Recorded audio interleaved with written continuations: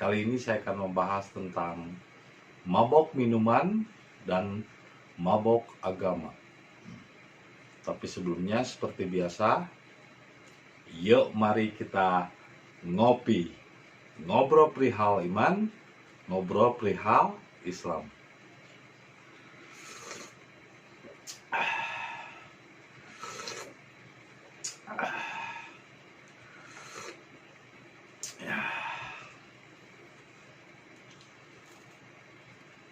Seperti yang pernah saya jelaskan pada video-video sebelumnya, bahwa mabok agama itu membuat orang lupa diri. Bahkan ada satu judul yang udah hampir 1 tahun videonya saya upload, judulnya Mabok Agama. Nah, sekarang muncul lagi, orang lagi rame ngebahas tentang minuman, mabok minuman. Saya rasa seperti misalnya anggur diciptakan oleh Tuhan, saya merasa itu untuk manusia, bukan untuk batu, bukan untuk hewan. Meskipun memang ada sebagian untuk hewan juga, tapi semua yang diciptakan Tuhan di alam semesta itu untuk manusia. Tuhan menciptakan madu juga untuk manusia. Semua yang ada di alam semesta ini sebetulnya untuk manusia, dan juga untuk hewan, tumbuhan, dan lain sebagainya. Manusia hanya mengolah, membuat fermentasi. Contohnya misalnya dari anggur difermentasi. Ya tujuannya seperti misalnya kenapa orang Prancis membuat anggur. Mereka ternyata anggur itu memberikan rasa hangat, memicu jantung dan membuat rasa hangat yang akhirnya melindungi orang-orang Prancis dari hawa dingin. Ini sama seperti ketika orang Rusia membuat vodka. Karena kalau di Rusia itu vodka itu memang untuk menghangatkan tubuh. Karena daerah sana kan daerah dingin, es. Itu kalau seandainya lagi dingin ekstrim, kalau tanpa dibantu dengan vodka, orang bisa membeku.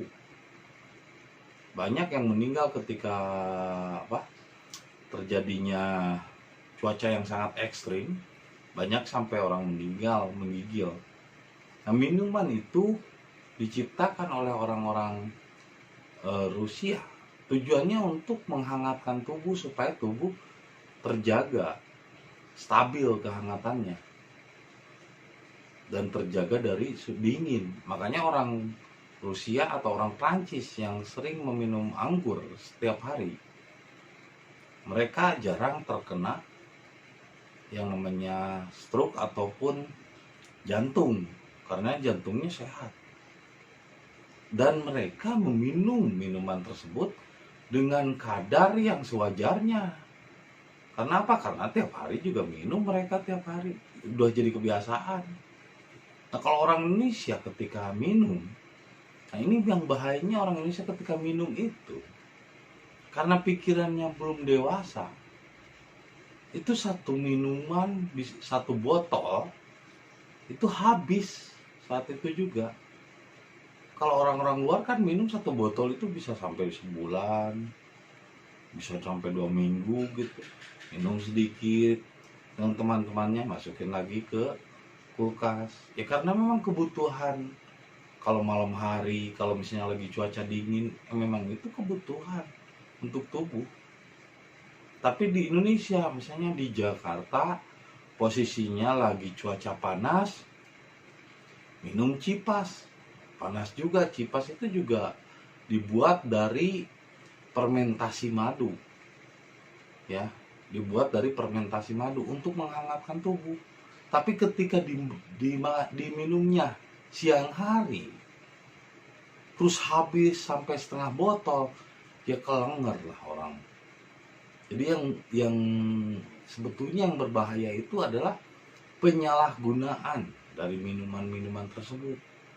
Kalau minumannya itu memang digunakan sesuai fungsinya, seperti arak ental, itu di Bali terkenal tuh ada namanya arak ental, arak dari buah ental.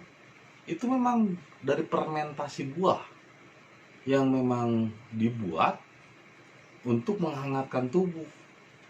Itu kalau misalnya kita minumnya cuman 1 gelas, setengah gelas gitu, atau 1 seloki, ya tidak akan memabukkan bro, nggak masalah dan menghangatkan tubuh. Ya saya kadang-kadang kalau misalnya lagi malam hari masuk angin habis motor-motoran, ya minum 1 seloki anggur, dan itu ternyata menghangatkan tubuh lebih baik daripada minum apa itu namanya, komik atau apa gitu, yang merek-merek dagang itu yang buat batuk. Menurut saya itu tidak sehat, ada kimianya dan pengawetnya. Tapi kalau anggur itu murni dari anggur, dari fermentasi anggur, yang memang kalau kita minum sedikit misalnya lagi masuk angin habis motor-motoran, itu menyegarkan tubuh, menghangatkan tubuh. Bahkan ketika masuk angin langsung terap, kata orang Sunda, langsung bersendawa gitu. Bahkan langsung enak itu badan. Karena apa? Ya karena itu untuk menghangatkan tubuh. Orang masuk angin itu sebetulnya tubuhnya kena dingin, sehingga asam lambungnya naik. Bukan masuk angin sebetulnya karena kedinginan. Nah, minum itu sedikit aja, 1 seloki atau setengah gelas paling banyak, itu nggak memabukkan bro, biasa saja, dan itu menyehatkan tubuh dan jantung.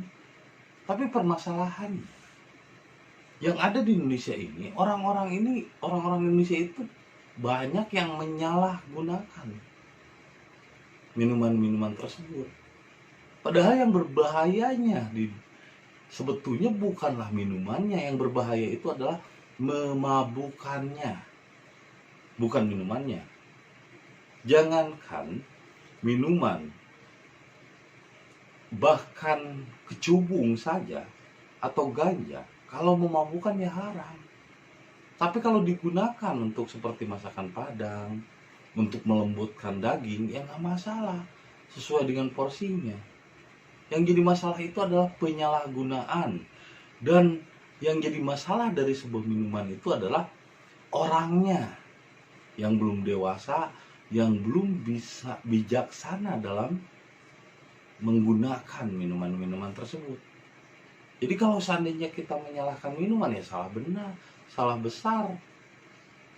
Salah besar kalau kita menyalahkan minuman. Karena apa? Ya Tuhan menciptakan itu, misalnya menciptakan madu, dibuat fermentasi jadilah cipas, menciptakan buah apa gitu, dibuat fermentasi oleh orang Rusia jadilah vodka, anggur dibuat fermentasi jadilah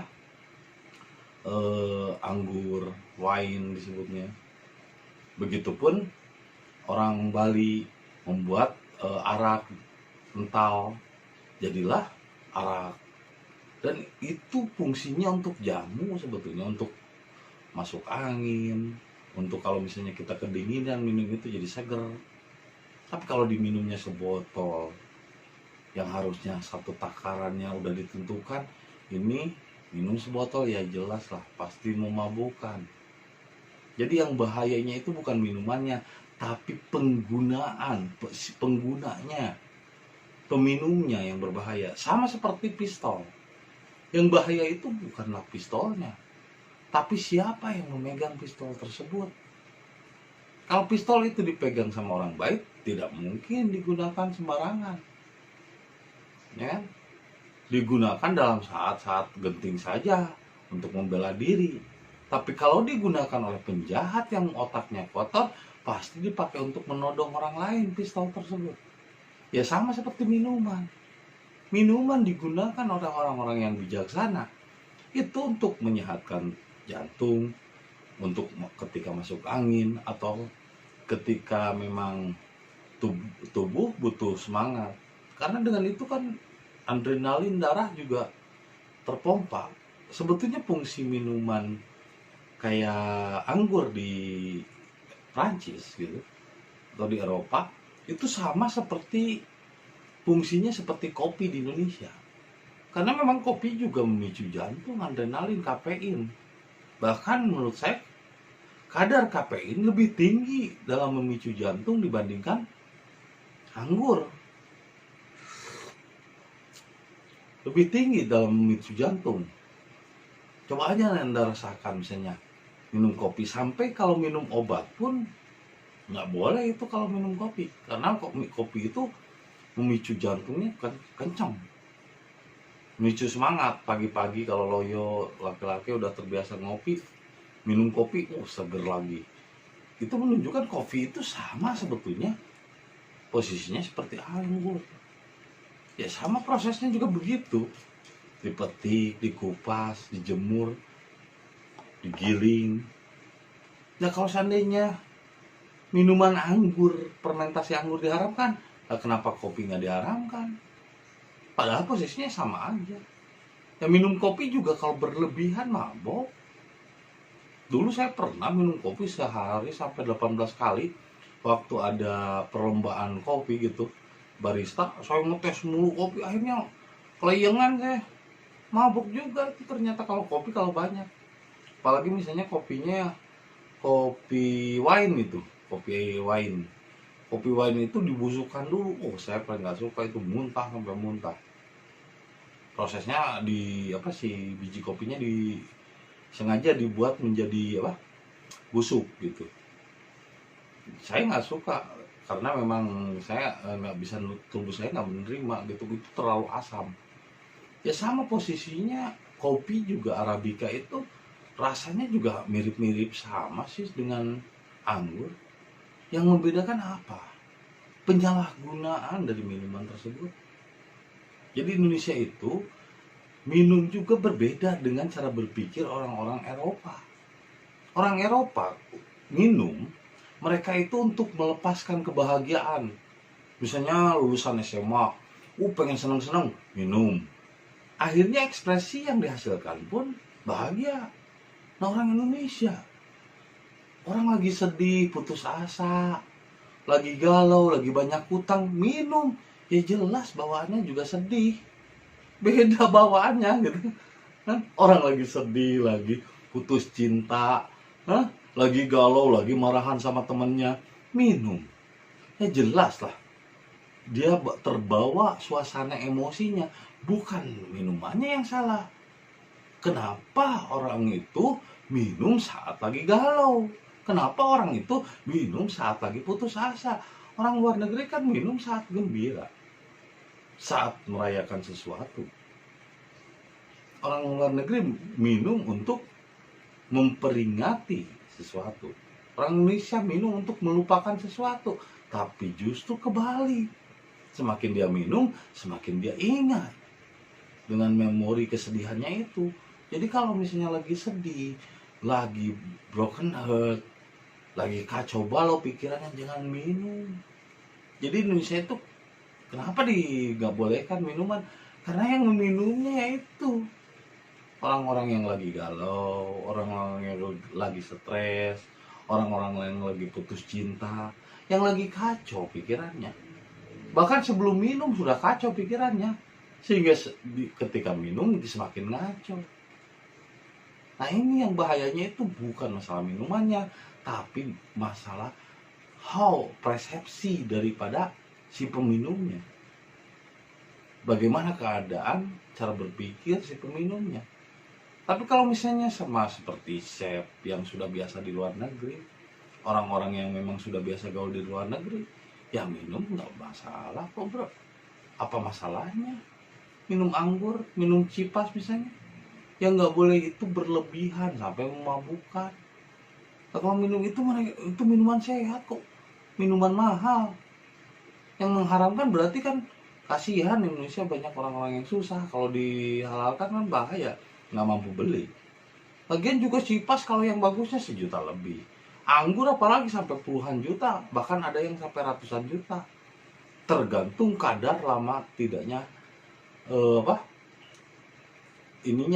lama tidaknya dikubur anggur tersebut. Kalau sampai 100 tahun lebih anggurnya itu mahal luar biasa itu. Bahkan mungkin seharga motor. Bahkan ada yang sampai seharga mobil satu botolnya. Jadi ya jelas lah, haram bagi yang nggak punya duit. Nggak boleh, bahaya, bisa menguras kantong. Apalagi minum untuk memaksain gitu. Kalau orang luar negeri minum karena memang kemampuan ekonomi mereka layak kok.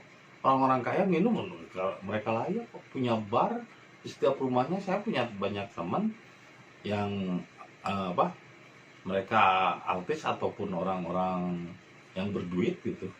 Ketika ke rumahnya ya biasa aja. Di rumahnya ada minibar gitu. Kalau saya ini minibar kopi. Kalau teman-teman saya ada minibar minuman, ya nggak masalah minum kok. Masalahnya apa? Masalahnya kalau berlebihan. Satu botol harusnya untuk 1 bulan atau 2 minggu, diminum 1 hari, diminum saat itu juga. Ya kenceleng lah bro. Bukan masalah minumannya, itu mah yang salahnya peminumnya. Jadi kenapa di Indonesia ini orang belum bisa menerima. Akhirnya kenapa kemarin Jokowi mencabut, karena apa? Sebetulnya kalau dikatakan nggak boleh kan di Bali mah biasa aja kota wisata. Di Pelabuhan Ratu misalnya, atau di tempat-tempat wisata kayak di Batam. Ya bukan masalah minuman itu, yang masalah itu yang peminumnya. Sama seperti pistol. Ya nggak masalah pistolnya, yang masalah itu siapa yang memegangnya. Nah sedangkan di Indonesia banyak orang yang minum itu yang belum sadar dirinya, yang lagi galau, yang lagi pusing, yang lagi putus cinta, yang lagi ditinggalkan kekasihnya, lagi banyak hutang, lagi banyak masalah, minum, makin ngaco bro. Jadi bukan minumnya, tapi siapa peminumnya. Jadi yang bahaya itu adalah otak dari peminumnya. Kalau minumannya apa yang bisa disalahkan? Kalau menurut takaran, anggur itu sama seperti kopi. Ya berbuah kan di atas, kopi juga berbuah di atas. Kalau diperhatikan buahnya juga mirip sama kopi kok. Nah yang lebih bahaya lagi adalah mabok agama. Nah, kalau mabok minuman, kalau dia minum, ya paling dia sendiri minum, berdua sama temannya, nggak merugikan orang lain juga. Nggak ngajakin orang lain, nggak nyuruh orang lain untuk bayar. Mabok ya uangnya sendiri, minum uangnya sendiri. Iya kan? Kalau mabok juga ya paling sempoyongan begitu, tidak membahayakan sebetulnya orang yang mabok minuman itu. Saya pernah buka kafe di Jakarta namanya Equalfak. Ya jual minuman bir juga, ya nggak masalah. Orang lihat mabok begitu aja tuh, geloyong, paling jatuh, ya nggak membahayakan. Paling membahayakan dirinya sendiri, tidak terlalu membahayakan orang lain. Gitu. Tapi kalau mabuk agama, waduh bahaya bro. Orang sampai mimpi dia akhirnya nanti di surga pesta. Pikirannya aja dulu ngaco gitu, pestase 72 bidadari, 100 lebih bidadari. Nah pikirannya aja udah ngeres. Loh bagaimana ini bisa pahamkan kepada umat-umat? Akhirnya umat-umat menjadi mabok. Gara-gara mabok agama dari para ahli kitab. Yang disebut mabok itu begini bro. Jadi dia menceritakan surga, tapi dia sendiri belum tahu apa itu surga. Padahal sebetulnya di surga itu minuman anggur, minuman madu katanya. Berarti kan cipas, wine, itu kan minuman surga. Kenapa disebut minuman surga? Yang mahal bro, nggak akan kebeli kalau yang nggak mampu. Minuman surga. Nah kenapa diharamkan? Ya susah, nggak kebeli. Lagian juga minumnya saat pikirannya lagi mabok. Yang bahaya itu bukan minumannya, tapi pikirannya yang mabok. Makanya kenapa yang sewot ketika minuman akan dilegalkan, itu yang apa? Yang mabok agama. Berarti yang mabok agama lebih berbahaya daripada mabok minuman. Karena apa? Karena kalau mabok minuman, hanya dirinya sendiri yang mabok, tidak meracuni orang lain. Tapi kalau mabok agama, dia sendiri mabok, ahli-ahli kitabnya itu, tapi dia juga meracuni orang-orang lain untuk mabok seperti dirinya. Akhirnya jadi mabok berjamaah. Orang mabok minuman nggak pernah mengajak temannya untuk membunuh diri. Tapi lihat orang-orang yang mabok agama, apalagi maboknya mabok khalifah, mendirikan khalifah Islam, itu malah justru menyuruh murid-muridnya dan teman-temannya untuk membunuh diri. Ini lebih bahaya daripada mabok minuman. Jadi lebih bahaya mabok agama daripada mabok minuman.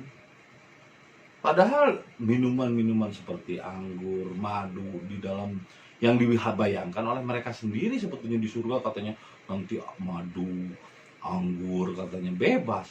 Nah, kenapa ketika di dunia dia merasa nggak boleh, haram ini haram itu, akhirnya kan penasaran. Kayak misalnya ngerokok itu haram lah, karena ngerokok haram ya akhirnya saya bakar karena kan haram. Tapi setelah saya bakar, daripada mubazir ya udah saya sedot. Mendingan saya mati sebagai perokok daripada mati tidak sebagai perokok, tapi pas matinya dia gentayangan karena penasaran belum pernah merokok ketika hidupnya di dunia. Itu kan kasihan. Mendingan mati pernah merasakan minuman anggur cipas. Itu bukan minuman keras, itu minuman cair. Kalau minuman keras itu seperti es batu, itu minuman keras. Tapi kalau misalnya anggur, cipas, bir juga dari fermentasi gandum, itu minuman cair namanya, bukan minuman keras. Itu diminum ya biasa aja kok, nggak apa-apa, dengan kadar yang tidak berlebihan. Kan yang bahayanya itu berlebihan, yang mabuknya itu berlebihan. Nah kalau misalnya penasaran mereka nggak pernah minum itu, nah daripada mendingan merasakan minum itu daripada pas mati nggak pernah merasakan itu, jadi penasaran. Jadi setan gentayangan yang penasaran kan. Dan tapi dia menghayalkan surga, di dalamnya sungai mengalir, terus apa katanya anggur, madu, ya anggur kan wine, madu kan cipas, nah, terus ada lagi gandum kan difermentasi jadi bir, ya nggak masalah kok, asal jangan berlebihan. Cuman yang jadi bahayanya itu berlebihan. Nah begitupun dengan ketuhanan, ya nggak masalah asal jangan berlebihan. Menjelaskan sesuatu yang belum dipahami itu berlebihan namanya. Mengatakan sesuatu yang Anda sendiri nggak pernah tahu, itu namanya berlebihan, itu namanya mabok. Menceritakan surga, dia sendiri belum pernah ke surga kok. Menceritakan Nabi Muhammad begini begitu, tapi dianya sendiri tidak menyaksikan Muhammad itu bagaimana dulunya. Dia sholat katanya untuk ibadah pada Allah, untuk ibadah pada dirinya, tapi kok kenapa jadi benci sama yang nggak sholat? Nah ini mabok namanya. Berarti mabok beragama lebih bahaya daripada mabok minuman. Kenapa di Indonesia belum siap untuk menerima minuman dilegalkan? Karena apa? Karena penggunanya yang belum dewasa. Orang Amerika, kata saya juga, minum saat bahagia, saat merayakan sesuatu, menang balapan, champagne, ya kan? Menang balapan kan sampai dimuntahin pada minum, ya nggak masalah. Orang Indonesia putus, galau, lagi banyak masalah, minum, ya jelas lah. Beda cara berpikirnya, beda tujuannya. Jadi yang masalah bukan minumannya, tapi peminumnya yang belum dewasa dan belum bijaksana ketika meminum itu. Kalau minum anggur misalnya dalam keadaan biasa ya nggak masalah kok, apalagi nggak banyak, seger kok. Bentar, minum dulu.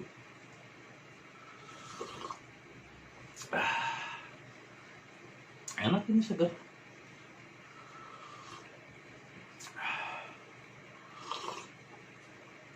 Rasanya sama sih sebetulnya sama kopi. Mau wine, mau kopi, ya nggak masalah. Yang masalah itu ketika peminumnya itu berlebihan, terus tidak kontrol akan dirinya. Orang Amerika, orang-orang kaya itu minumnya seloki sebentar, simpen lagi botolnya. Besoknya lagi pas malam-malam minum lagi satu seloki untuk menghangatkan tubuh. Ini jarang nemu. Begitu dapat satu botol lah dihabisin saat itu juga. Waduh, kasihan amat, udik. Jarang nemu. Dihabisin sampai satu botol. Nah, ini yang bahayanya itu Indonesia itu begitu. Yang bahayanya itu adalah para penggunanya banyak yang belum sadar, belum tahu tujuan daripada minum. Begitupun tentang internet. Ini banyak yang belum sadar tentang bagaimana menggunakan internet yang bijak. Akhirnya dipakai cuman untuk melihat situs-situs porno. Apakah salah internetnya? Ya menurut saya nggak salah bro internetnya. Yang salah itu penggunanya. TikTok apa salah? Yang salah itu penggunanya. Terus misalnya apalagi Emot TV apa? Omet TV Rusia. Apa Omet TV-nya yang salah? Berkesan untuk apa? Live video khususnya untuk dewasa. Bukan masalah kok. Ada tuh YouTuber bikin lagi bagus. Malah dia membuat Omet TV menjadi hal yang positif.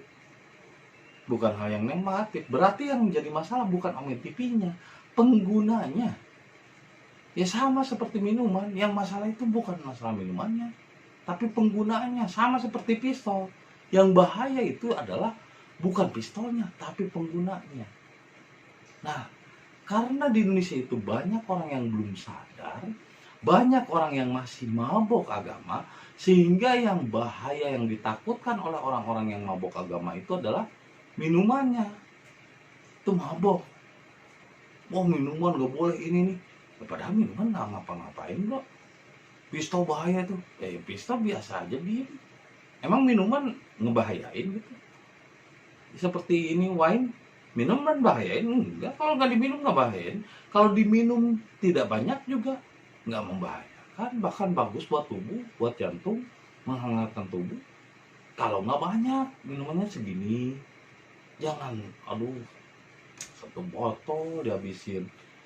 Jadi yang bukan minumannya yang bahaya, tapi penggunanya. Nah, sama seperti agama. Ini agama tuh sebetulnya ketika dibuat oleh orang-orang setelah Nabi Muhammad wafat, sebetulnya agama itu untuk prasarana, organisasi, untuk memfasilitasi. Tapi kesininya, para ahli kitab ini telah menggunakan agama untuk kepentingan mencari uang. Dulu Nabi Muhammad usaha dipakai dakwah, sekarang itu dakwah dipakai usaha. Udah salah guna. Makanya minuman pun atau obat-obat seperti terlarang seperti ganja, bukan ganjanya yang berbahaya. Don't panic, it's organic. Tapi yang bahayanya itu adalah penyalahgunaan dan melebihi kadar atau takaran. Makanya disebutnya penyalahgunaan obat-obat terlarang. Kayak misalnya BK. Dulu tuh pernah waktu SMP, zaman SMP, musim BK. Saya ngelihatnya aja, jijik. Orang BK itu buat menenangkan anjing gila, dipakai sama manusia. Jelas lah, parah. Buat anjing gitu BK. Makanya saya nggak suka dulu ngeliat obat-obat sabuk kayak gitu. Saya kalau sabuk obat nggak suka. Kalau minuman ya, kenapa saya kadang minum misalnya anggur cuma seseloki.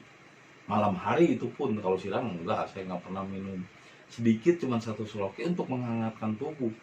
Saya anggapnya seperti antangin aja gitu, seperti obat angin. Kalau misalnya habis dari mana-mana saya pakai motor, kan nggak enak tuh badan, dingin, asam lambung naik. Akhirnya saya minum anggur sedikit atau minum kopi panas atau teh panas. Sama aja sebetulnya, untuk menghangatkan tubuh. Atau minum jahe untuk menghangatkan tubuh. Anggur juga sama, seperti jahe, menghangatkan tubuh. Tapi kalau diminumnya satu botol ya salah. Jadi bukan masalah minumannya, yang salah itu penggunanya. Nah di Indonesia ini banyak orang yang mabuk agama, sehingga wajar kalau mereka khawatir dengan minuman tersebut, karena toh dalam beragama saja mereka tidak bijaksana. Dalam beragama saja mereka pada mabuk. Akhirnya mereka banyak ketakutan. Orang yang mabuk kan gitu, melihat, oh ada polisi takut, ketakutan, paranoid. Yang lihat orang-orang yang beragama begitu, aduh, mau sholat nih, takut neraka, paranoid, Jadi awas lu kalau kamu tidak ke masjid, nanti masuk neraka diajam. Akhirnya otak kita parno. Ya sama sih kayak orang-orang yang mabuk gitu, bir sampai 5 botol. Sama seperti orang-orang yang mabuk anggur sampai 2 botol. Di otaknya parno gitu, takut neraka, takut diajab, takut ini, takut itu, dihantui banyak ketakutan dan beban. Ya itu sama aja, mabok lebih parah daripada mabok minuman. Jadi agama juga yang berbahaya itu adalah penggunanya, ahli kitabnya. Ya sama seperti pistol, ya sama seperti minuman. Yang bahaya itu adalah penggunanya yang belum dewasa dan belum bijaksana, sehingga terjadi penyalahgunaan, baik itu minuman ataupun agama yang harusnya dijadikan untuk menenangkan umat, untuk menenteramkan umat, untuk mendamaikan umat, ini malah dipakai untuk mengadu domba, dipakai untuk membuat umat menjadi gelisah, diliputi kebencian, diliputi ketakutan azab dan neraka. Akhirnya fungsi agama sekarang bukan lagi untuk menenteramkan, tapi malah untuk membuat orang gelisah, paranoid, diliputi ketakutan, terus jadi membenci yang tidak sepaham. Ini lebih bahaya mabok agama dibanding mabok minuman. Jadi mabok agama lebih berbahaya daripada mabok minuman. Jadi yang berbahaya itu bukan tentang minumannya, bukan tentang agamanya, tapi tentang penggunanya yang tidak bijaksana. Jadi tolong jangan lagi membicarakan tentang minuman ini itu. Minuman tidak bermasalah, pistol juga tidak bermasalah, dia diem kok, tergantung siapa penggunanya. Jadi bukan tentang minumannya yang berbahaya, tapi siapa penggunanya. Begitupun tentang agama, bukan tentang agama yang berbahaya, tapi siapa yang menggunakan agamanya untuk kepentingan. Itu saja yang bisa saya sampaikan malam ini. Semoga menjadi inspirasi bagi kita semua. Dan jangan lupa kopi ketika otak perlu inspirasi.